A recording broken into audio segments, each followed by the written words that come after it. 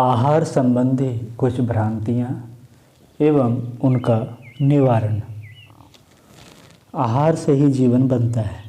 अन्न एवं वनस्पतियाँ हमें बाह्य कलेवर के प्राण हैं।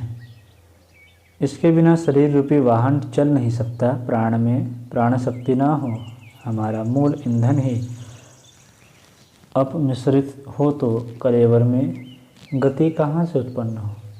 आवश्यकता इस बात की है कि अन्न प्राणवान बने, संस्कार दे तथा शरीर शोधन व नवनिर्माण की दोहरी भूमिका संपन्न करे।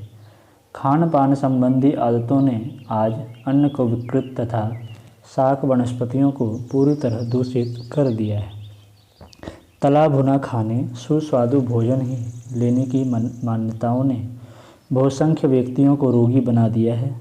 कुपोषण वही नहीं जो कम आहार या कैलोरी लेने से होता है, वह भी है जब विकृत आहार लेने से होता है, जिसे भोजन के रूप में अपने प्राकृतिक स्वरूप में ग्रहण किया जाना चाहिए था।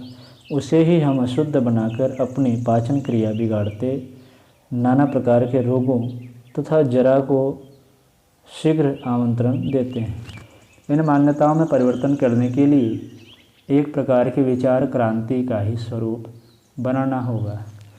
सभी जानते हैं कि नमक एक प्रकार का विष है। जितने की भी शरीर को आवश्यकता है उतना अपने सहज रूप में अन्न से लेकर वनस्पति तक सभी में यह अनिवार्य तत्व विद्यमान है। उस पर भी यदि ऊपर से लिया जाए तो यह रक्त की सांद्रता बढ़ाकर जीव कोश की क्रियाशीलता घटाता है, जीवन शक्ति को गिराता है तथा शरीर को रोगों का घर बनाता है।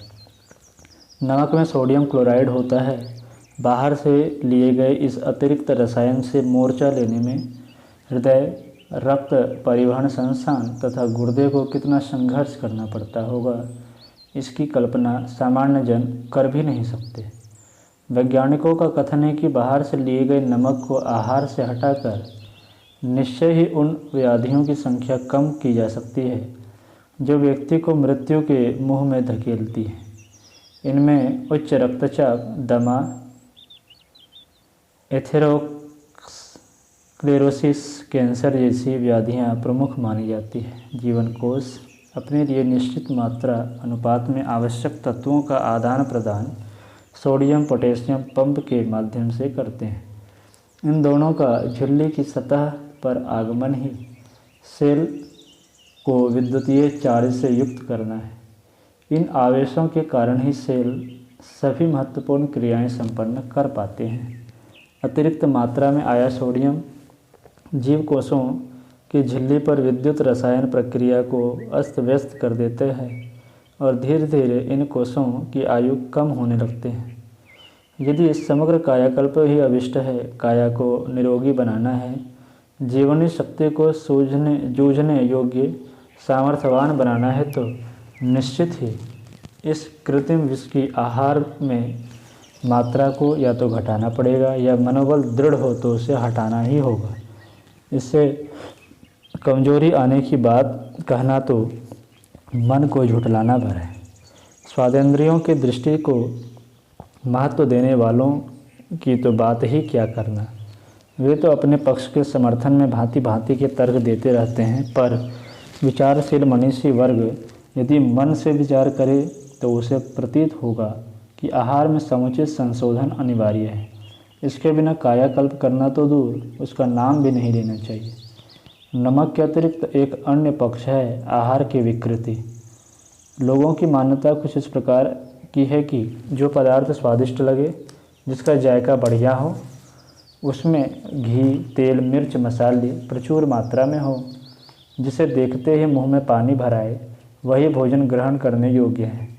ऐसे चटोरे लोग खाद्य सामग्री के सारे पोषक तत्वों को नष्ट कर मात्र कार्बन ही खाते हैं। भोजन अग्निहोत्र प्रक्रिया के समान है, जिसमें प्रदीप्त जठराग्नि में आहुति दी जाती है। जिस प्रकार यज्ञाग्नि में उपयुक्त, अनुपयुक्त, अशुद्ध और निषिद्ध किसी भी प्रकार की आहुति देने से सुफल की आशा नहीं की जा सकती, वर्ण हानि या एवं दैवी अभिशाप की ही संभावना अधिक रहती है। उसी प्रकार क्षुधा की ज्वाला में अखाद्य, अशुद्ध, अग्राह्य हवि निश्चित ही रोगों को दिया गया आमंत्रण है। जिससे जीवन देवता का अभिशाप भी मान सकते हैं। इसी प्रकार भोजन का अर्थ किसी तरह पेट को भरना नहीं है।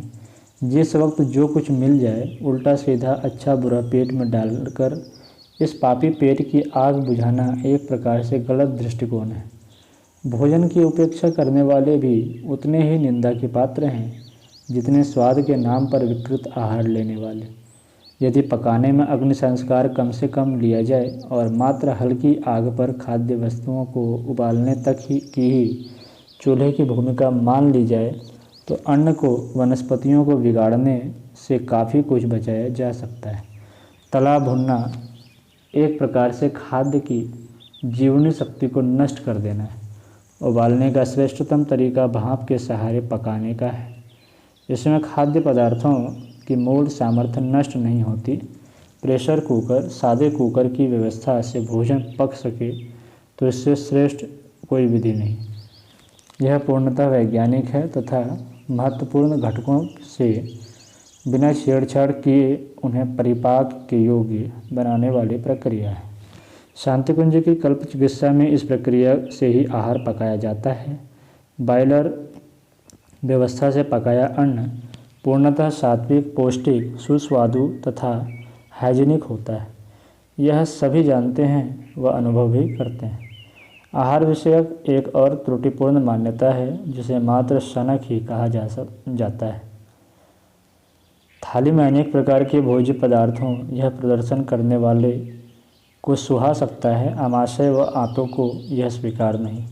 कटोरियों व वस्तुओं की संख्या जितनी कम होगी पेट को उतनी ही सुविधा रहेगी।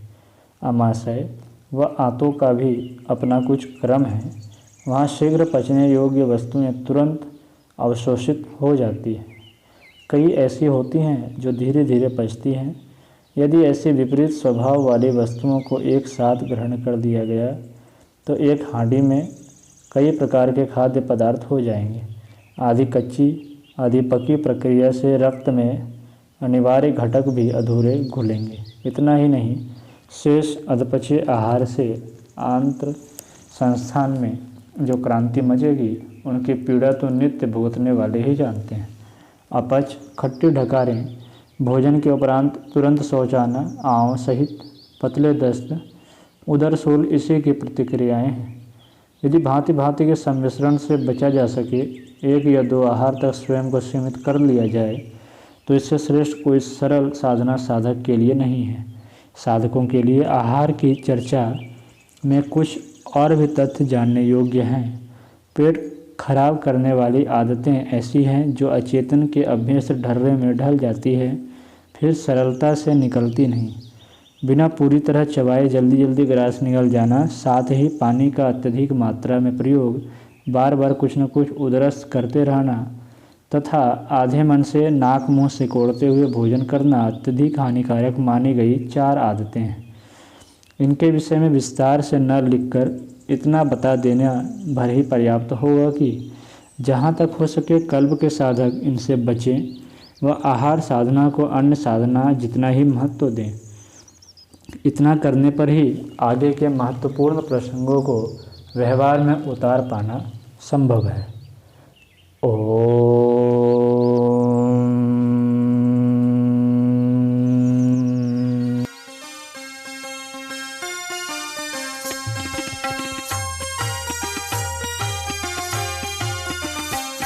चलो गुरुदेव के सपने सजाने की शपथ ले ली। चलो गुरुदेव के सपने सजाने